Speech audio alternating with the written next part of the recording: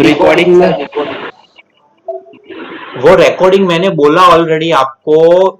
Last वाला section है study material, उसमें यूट्यूब के वीडियोस है, उसमें आपको रिकॉर्डिंग मिल जाएगी। ओके, टीच मिनट पर रिकॉर्डिंग मुझे नहीं रखनी है बिकॉज उसमें क्वालिटी स्लोस होती है और वो अपना लोगो रखते हैं टीच मिनट वाले। और उनकी कंडीशन वो है कि वो अपने स्टूडेंट्स के लिए भी यूज कर सकते हैं, इसलिए मैं टीच मिनट पर नहीं कर रहा हूँ recording, that's why. Okay sir.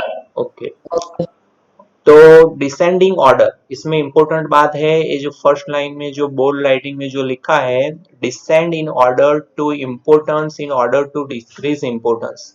Okay, descending order वो याद रखना है आपको, और क्लाइमेक्स होता है उसमें असेंडिंग ऑर्डर। अभी डिसेंडिंग ऑर्डर आपको पता है, descending order means 9 8 7 6 5 4 3 2 1 0, that is descending order. Okay, अब अगर मुझे आपको इजी वे में समझाना हो तो देखो एक एग्जांपल समझाओ दो डिसेंडिंग ऑर्डर में। Narendra Modi is the prime minister, he is the chief minister, he is the tea seller. तो इसमें डिसेंडिंग ऑर्डर है। ओके, सब प्राइम मिनिस्टर वो सबसे बड़ी बात है, सबसे पहला सेंटेंस। देन वो गुजरात के चीफ मिनिस्टर थे, तो वो थोड़ा डिसेंडिंग हुआ। ओके, और हमने न्यूज में पढ़ा था कि he was the tea seller when he was a child. So वो सबसे लास्ट में आया, तो डिसेंडिंग ऑर्डर में। So here we can say that writer has used here anticlimax. Okay, चलो ये फर्स्ट वाला जो सेंटेंस है, she is a great writer, mother and a good humorist. चलो कौन समझा सकता है इसको? है सर। हाँ मैं नैशल, बोलूं? समझाओ नैशल। She is a great writer, mother and good humorist. Okay, मतलब वो जो शी है वो ग्रेट राइटर भी है, मदर भी है और गुड ह्यूमरिस्ट में सर ये ह्यूमरिस्ट का मतलब। ह्यूमरिस्ट मतलब जो ह्यूमरिस्ट थोड़ा मतलब जो कॉमिक्स लिखते हैं कॉमिक्स न्यूज़पेपर्स लिखते में हैं वो। पेपर। हाँ सर, मीन्स इसको means she is a great writer, वो राइटर भी है, मदर भी है और वो गुड ह्यूमरिस्ट भी है। मीन्स वो डिसेंडिंग ऑर्डर में जा रहा है इसलिए ये एंटी क्लाइमैक्स है। ओके, डिसेंडिंग ऑर्डर में जा रहा है इसीलिए वो एंटी क्लाइमेक्स है। डिसेंडिंग ऑर्डर इसलिए क्योंकि राइटर है वो सबसे बड़ी बात है, राइटर ही is known as a writer in whole country. फिर उससे थोड़ी कम बात है वो मदर है। ओके, और लास्ट में she is a good humorist, that means she has a good sense of humour, वो सबसे लास्ट में आएगा। चलो second one, he lost his family his car, he lost his family his car and his cell phone. बोलो कौन समझाएगा sir मैं इसको? बोलूं? सर मैं बोलूं? सर मैं समझाऊं? बोलो सागर। मैं बोलूं? मैं समझा। मीत बोलो। मैं बोलूं सर नील। मीत।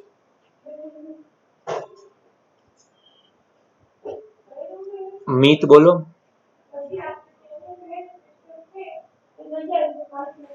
Yes sir. सर उसने उसकी फैमिली खो दी, उसकी भी खो गया। ये डिसेंडिंग ऑर्डर में है ना इसलिए ये एंटी क्लाइमैक्स है। ओके, फैमिली सबसे इंपॉर्टेंट। ओके, फैमिली के सारे मेंबर चले गए। फिर उससे छोटी बात है उसका उसकी कार। ओके, कार भी 5 या 10 lakhs की जो भी होगी, लेस इंपॉर्टेंट। फिर सबसे लास्ट में लेस इंपॉर्टेंट है सेल फोन। तो ये हुआ anticlimax because the things are set as a descending order. Descending order में है वो, तो a this sentence belongs to, we can say that it belongs to anti climax. Okay, चलो बाद में थर्ड नेक्स्ट एग्जांपल है, tension builds in a horror movie as a young girl approaches a closed door. क्या आएगा उसमें?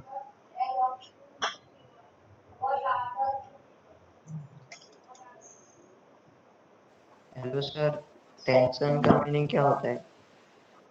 Tension का मतलब नहीं पता तुम्हें? वो टेंशन बिल्डिंग मतलब वो साथ में टेंशन का हेलो मतलब सर। अभी वो लक्ष्मी फिल्म आई थी अक्षय कुमार की, तो उसके बिगिनिंग में जो सीन्स है उसमें टेंशन बिल्ड होता है। अंधेरे में से कैमरा जाता है, फिर डोर की आवाज आती है, फिर एक और बड़ी आवाज आती है, फिर एक शेडो जैसा दिखता है, धीरे धीरे धीरे धीरे टेंशन बढ़ता है। Okay, that is.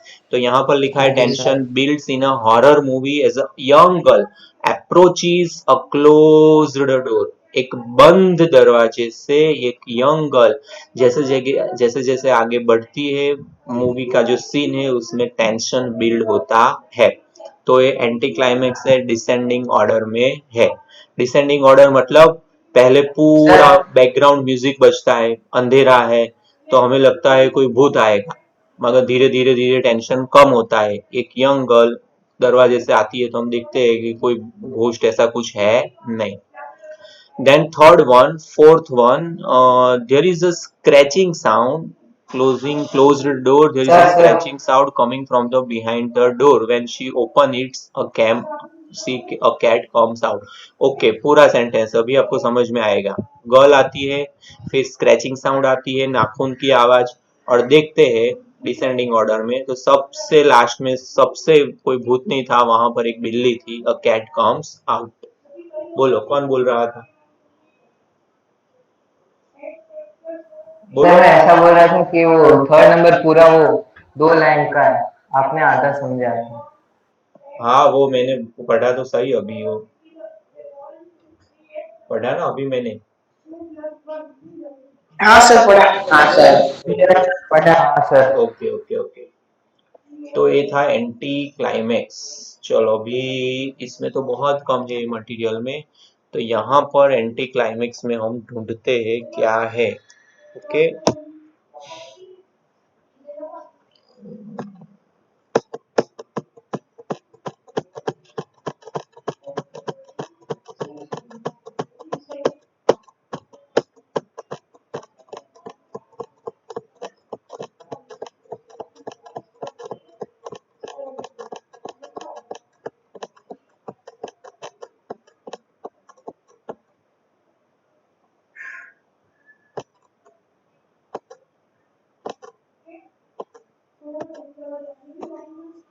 देखना एंटी क्लाइमेक्स आए तो मुझे बोलना। अभी तो एंटी क्लाइमेक्स तो 33 पेज पर आए। इसमें पूरे 150 पेजेस है। पावर पॉइंट प्रेजेंटेशन है तो इसमें ढूंढना होगा। सर ये आप उसमें रख देना स्टडी मटेरियल में, ये कॉपी। पीडीएफ। हाँ हाँ सर। सर। ओके, रख दूंगा। हाँ सर। ओके।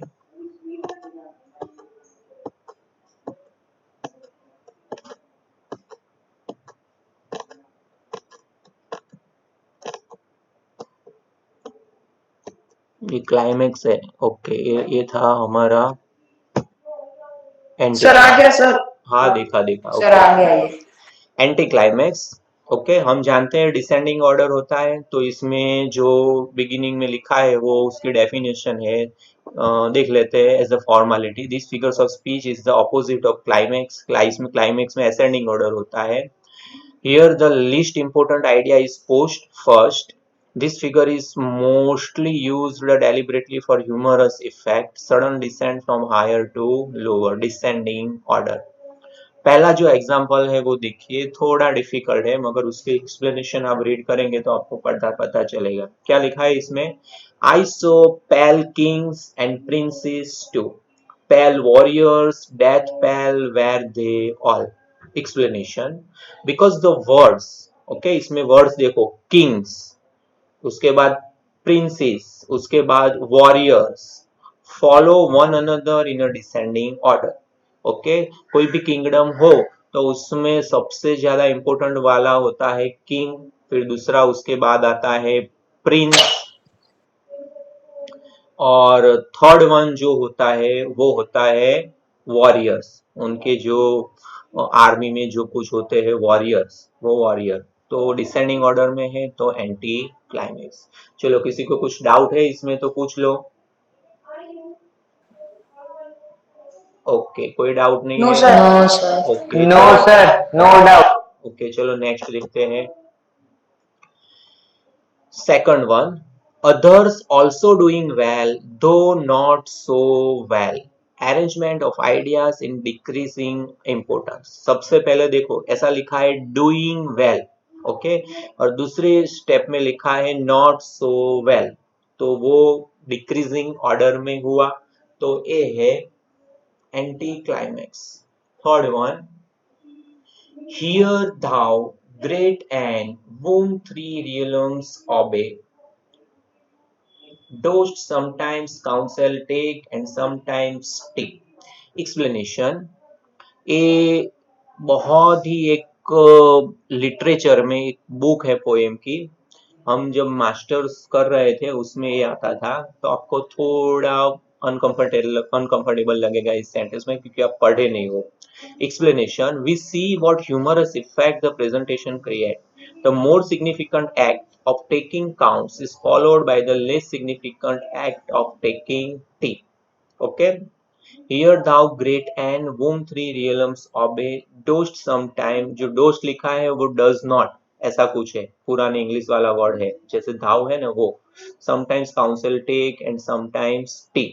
ओके, तो समटाइम्स काउंसिल टेक, काउंसिल मतलब जो किंग के जो कर्टियर्स होते हैं वो लेते हैं, कुछ बार रियलम्स ऑबे, तो वो जो बात लेने की बात है वो टेकिंग काउंसिल, तो काउंसिल वो सबसे इंपॉर्टेंट होते हैं किंगडम में। और sometimes T, okay sometimes T मतलब कई बार वो टी लेते हैं, तो टी वो तो सबसे छोटी बात हुई, तो इस तरह से वो डिक्रीजिंग ऑर्डर में है।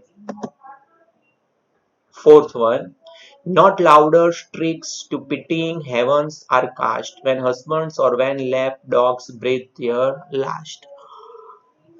ओके, ये भी थोड़ा आपको डिफिकल्ट लगेगा, देखते हैं explanation. In this example the more important event of the death of husband is presented before. Okay, death of husband that is the most important event.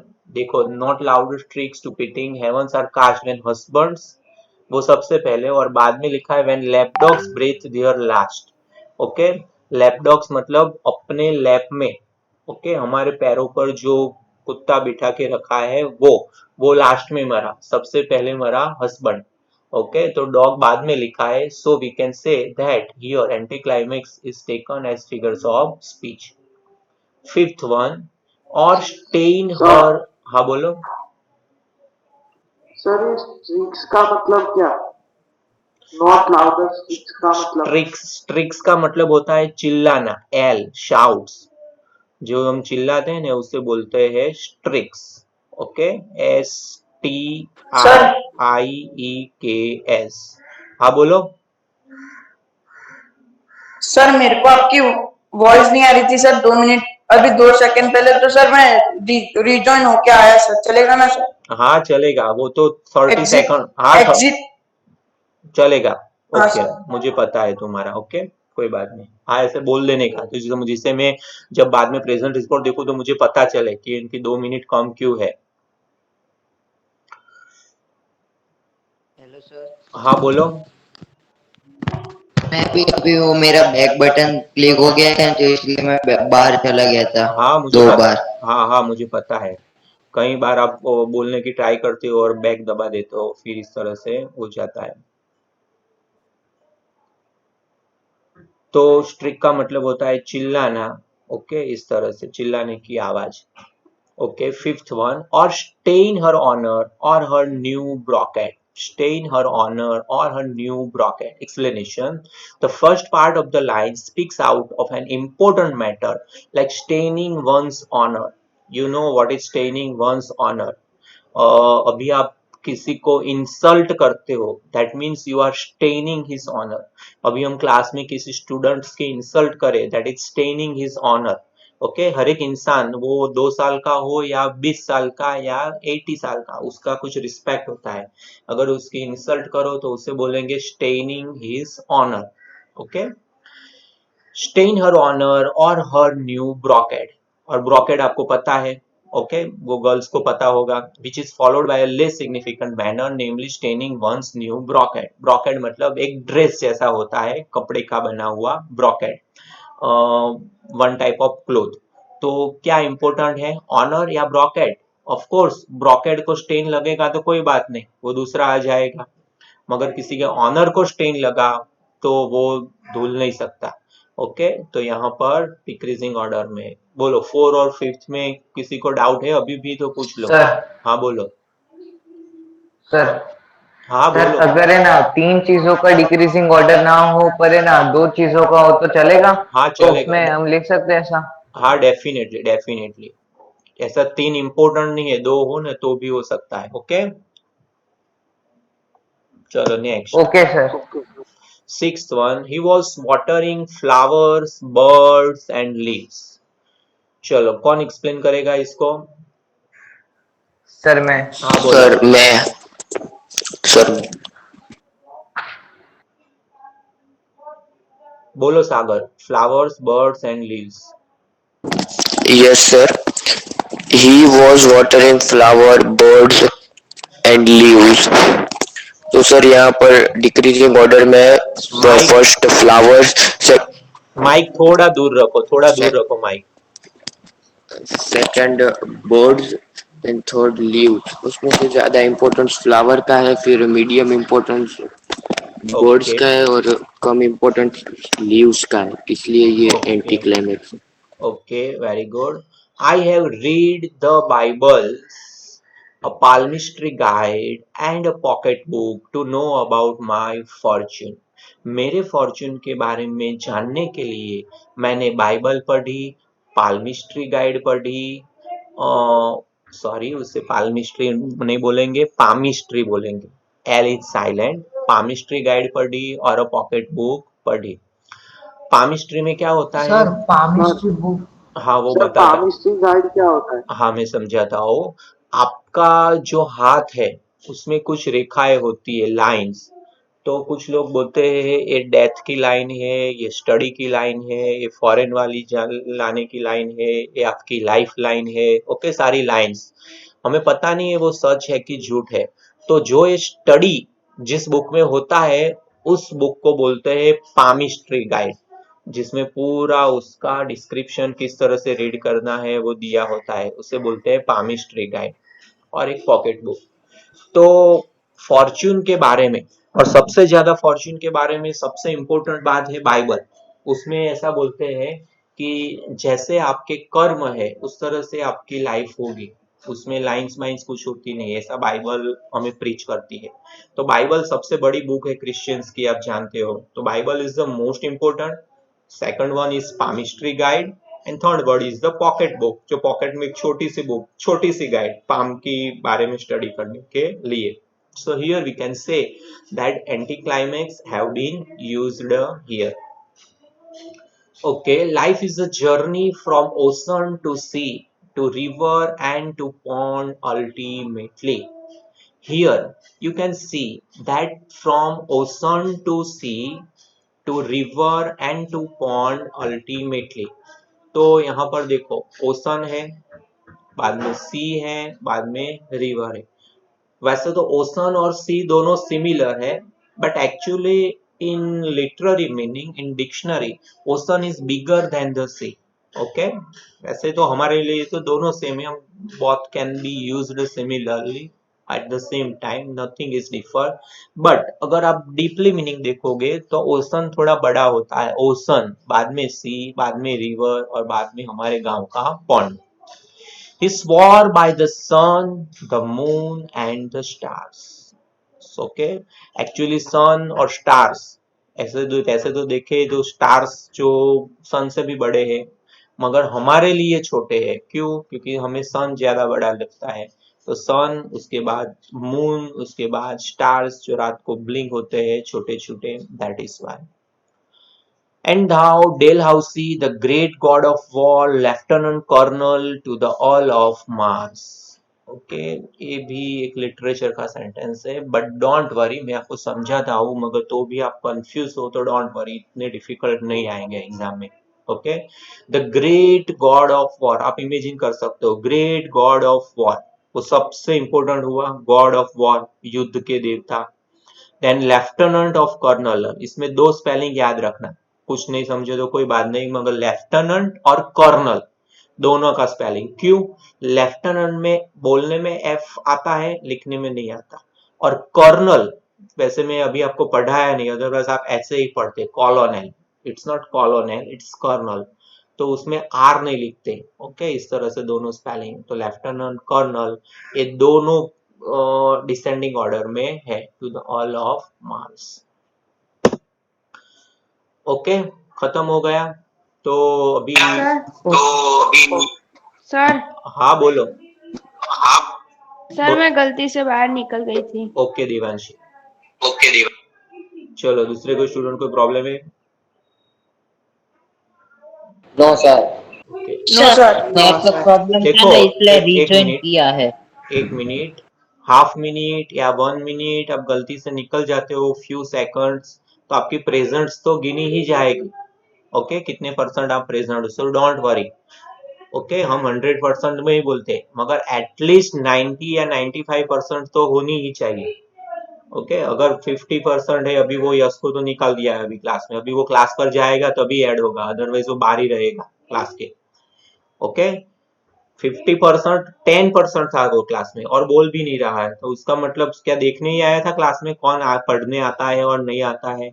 Okay, तो इसीलिए सर इंसिस्ट कर रहे हैं कि सर टीच मिनट में ही लो lecture, जिससे presents अच्छी तरह हमें मिले, पूरा रिकॉर्ड, पूरे मंथ का रिकॉर्ड मिलता है उसमें, हर एक सब्जेक्ट का, कितने दिन आप प्रेजेंट थे और कितने मिनट प्रेजेंट थे।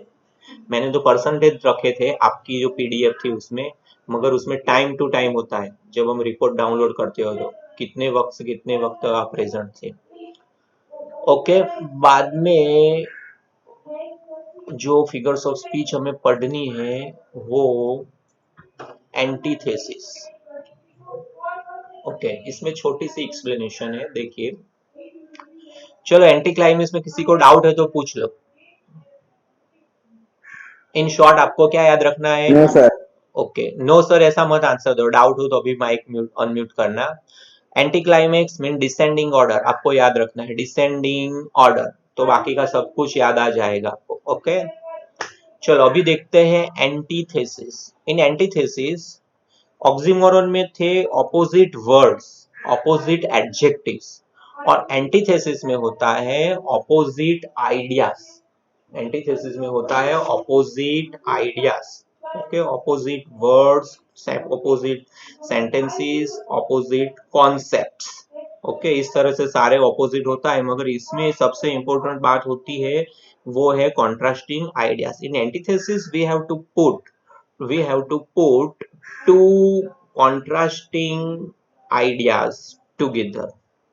चलो देखिए, डे एंड नाइट, तो अभी आपको इस तरह से नहीं लेना है कि ये ऑपोजिट वर्ड्स है। डे एंड नाइट, एक डे पूरे दिन का आइडिया और पूरी नाइट, ओके, पूरी नाइट, डे और night, so both these words have opposite idea, so it belongs to antithesis। Second one is the important example, that is it was the best of time, it was the worst of time, it was the best of times, it was the worst of times। तो यहां पर देखो, best of times और worst of time, चलो कौन explain करेगा इसको? Sir मैं हाँ देव बोलो। सर उसके लिए वो टाइम भी बहुत अच्छा था और वो टाइम भी बहुत खराब था।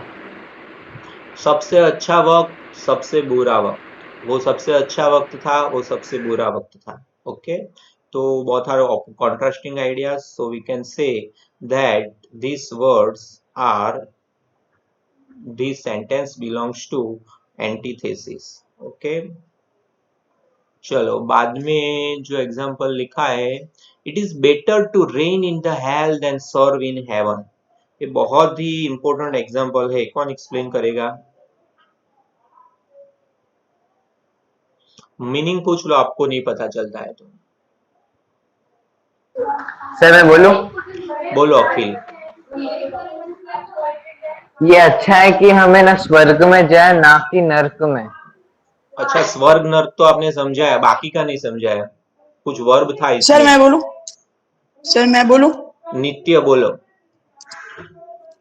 सर ये वो बोल रहा है कि सर मतलब कि नर्क में जाने से अच्छा स्वर्ग में जाके सेवा करे। अभी भी कुछ कम है। दूसरा कोई स्टूडेंट? नर्क में राज करने से अच्छा स्वर्ग में सेवा करनी अच्छा है। स्वर्ग में सेवा करनी अच्छी है, नर्क में राज करने से अच्छा स्वर्ग में सेवा करनी अच्छी है। कुछ गलत बोले विशाल। सर स्वर्ग में राज करने से मतलब नर्क में सेवा करने से अच्छा स्वर्ग में राज करे, ऐसा बोल रहे हैं। स्वर्ग में राज करने का नहीं बोल रहा है, नर्क में राज करने का बोल रहा है। It is better to reign in hell. Reign मतलब रूल ओवर करना। Okay, it is better to reign in hell than serve in heaven. Okay, अगर आपको हेवन दे, चलो आपको हेवन में रहना है, स्वर्ग में, मगर वहां आपको सर्वेंट बन के रहना है। ओके, वहां आपको सर्वेंट बन के रहना है। अगर कोई ऐसा बोले तो हम भले ही वहां रहेंगे, मगर बात क्या होगी कि हम है तो कहां पर? नर्क में। ओके, भले ही वहां के हम राजा है, सॉरी, भले ही हम स्वर्ग में है, मगर हमारे लिए हमारी ऑनर की वो इंसल्ट होगी, क्योंकि हम वहां सर्वेंट के तौर पर है। तो वो ये बोल रहे हैं it is better to reign in hell. Reign मतलब रूल ओवर करना, हेल मतलब नर्क। नर्क अच्छा नहीं है, मगर हमारी पोजीशन तो अच्छी है ना, वहां पर इंसल्टिंग नहीं होगी। It is better to reign in hell, hell में रेन करना अच्छा है। तो both are opposite. To error is human, to forget divine. चलो, कौन एक्सप्लेन करेगा?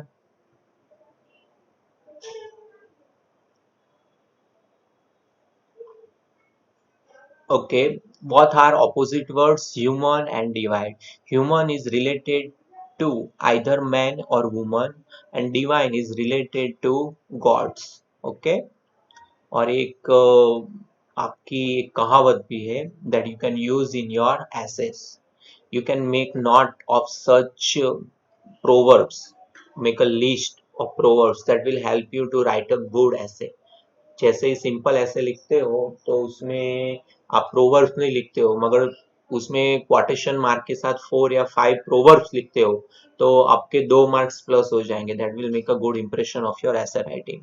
Fifth one, give every man the ear but few thy voice. अभी यहाँ ईयर लिखा है ना, वो ईयर नहीं है, ईयर है, EAR, ear. Give every man the ear but few thy voice. बहुत। सर फोन नंबर पे समझा। 4 नंबर का समझाओ फिर से। To error is human, to forgive divine. Error करना ह्यूमन के लिए कॉमन चीज है, और जो भगवान है उनके लिए कॉमन चीज है फॉरगिव करना, माफ करना। अभी यहाँ पर एंटीथेसिस क्यों है? क्योंकि यहाँ पर ह्यूमन लिखा है जो